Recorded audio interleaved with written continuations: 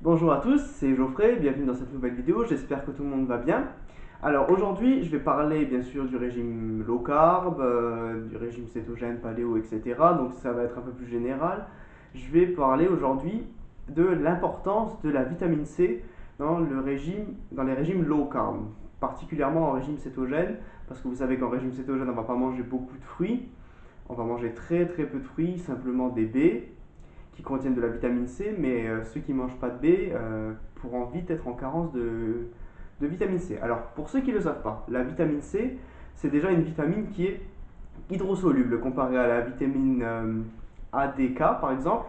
C'est des vitamines qui sont liposolubles, ça veut dire qu'ils sont solubles dans les graisses. Donc la vitamine D, vous la trouvez par exemple dans le soleil. Quand en hiver, vous avez l'hiver qui arrive, il y en a qui prennent des compléments, mais en général, on a ce qu'il faut dans nos graisses pour subvenir à nos besoins.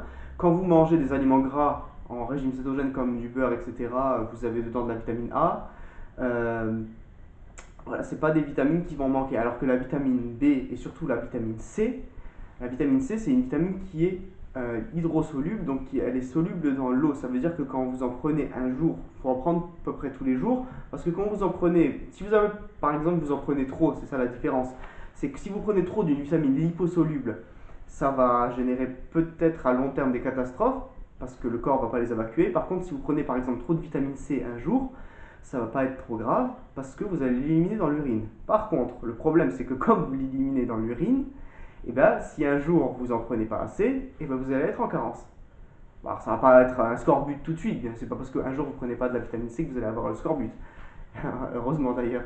Mais c'est pour ça que surtout en régime cétogène, il va falloir faire bien attention à son apport de vitamine C parce que comme on mange très peu de végétaux et malheureusement les produits animaux ne contiennent pas de vitamine C, on risque facilement d'atteindre la carence. Alors, on s'entend bien sur un point.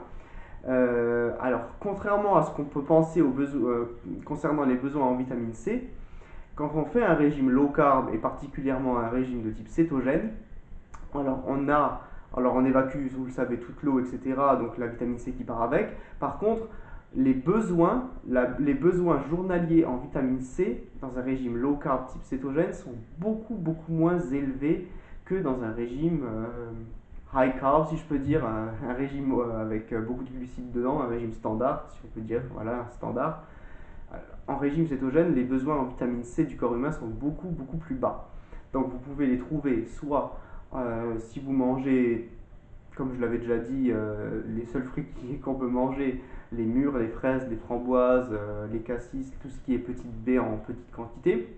Ou alors, ce qui marche très bien, si vous tolérez bien, vous pouvez prendre un jus de citron. Alors, pas un espèce de soda qu'on achète au supermarché, loin de là.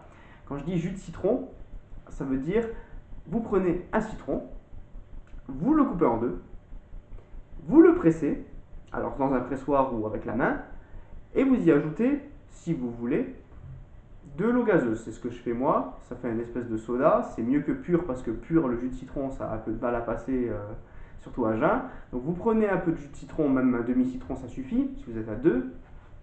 Vous mettez de l'eau gazeuse dedans, ça peut être n'importe quelle eau gazeuse que vous voulez, et vous buvez ça, un verre à jeun le matin. Voilà. Donc quand vous faites ça en cétose, vous risquez au moins pas d'avoir des carences de vitamine C parce que vous pouvez commencer à avoir des crampes aux muscles, vous pouvez commencer à avoir des petits maux de tête, et ça, des fois, ça vient pas forcément des minéraux, mais de la vitamine C parce qu'on a un très faible apport dans un régime cétogène. Voilà. Donc c'était juste une petite vidéo pour vous montrer, pour vous dire que pour vous montrer l'importance qu'a la vitamine C dans un régime low carb. Donc elle a une certaine importance et je vous ai également dit comment est-ce qu'on peut pallier une carence éventuelle qui pourrait arriver. Voilà. C'était vraiment une très courte vidéo juste pour vous expliquer ça. Voilà, donc on se voit dans une prochaine vidéo et puis bonne journée. Ciao ciao.